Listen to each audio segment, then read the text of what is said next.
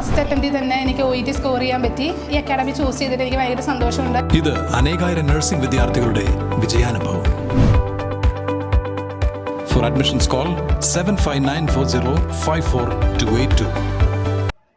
മൂവാറ്റുപുഴ പിഴക്കാപ്പള്ളിയിൽ police station സ്ഥാപിക്കണമെന്ന് മുൻ MLA എൽദോ എബ്രഹാം സർക്കാരിനോട് ആവശ്യപ്പെട്ടു.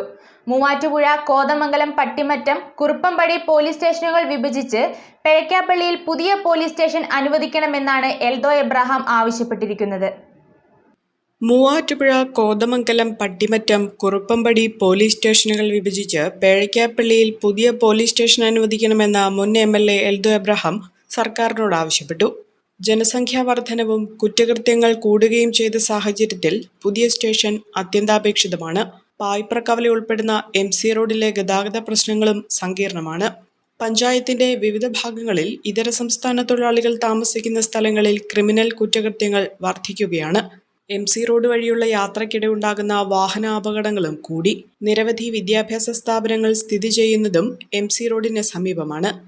കഴിഞ്ഞ LDF ഗവൺമെന്റിന്റെ ഭരണകാലയളവിൽ നടത്തിയ ശ്രമങ്ങളുടെ ഭാഗമായി 2019 ആലുവ റൂറൽ SP പോലീസ് സ്റ്റേഷന്റെ അനിവാര്യത സംബന്ധിച്ച റിപ്പോർട്ട് DGPക്ക് കൈമാറിയിരുന്നു. പായിപ്ര പഞ്ചായത്തിന്റെ കോമ്പൗണ്ടിൽ ആവശ്യമായ സ്ഥലവും മന്ദിരവും നൽകാമെന്ന് പഞ്ചായത്ത് കമ്മിറ്റി തീരുമാനവും എടുത്തിരുന്നു.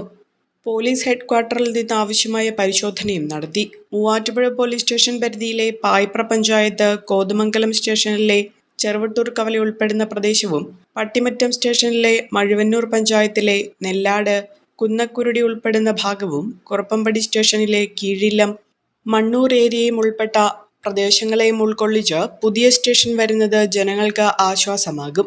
സമീപ സ്റ്റേഷനുകളിലെ ജോലിഭാരം ലഘൂകരിക്കാനും ജനസേവനം കാര്യക്ഷമമാക്കുന്നതിനും ഇത് ഉപകരിക്കും. ആഭ്യന്തര വകുപ്പിന് അധിക സാമ്പത്തിക ചെലവുകളൊന്നുമില്ലാതെ തന്നെ പുതിയ സ്റ്റേഷൻ യാഥാർത്ഥ്യമാക്കാൻ കഴിയുമെന്നും മുൻ MLA പറഞ്ഞു. 2025-26 ബജറ്റിൽ പേഴക്കാപ്പള്ളിയിൽ പോലീസ് സ്റ്റേഷൻ പ്രഖ്യാപിക്കണമെന്നാവശ്യപ്പെട്ട് എൽദോ എബ്രഹാം മുഖ്യമന്ത്രിക്ക് കത്ത് നൽകിയിട്ടുണ്ട്.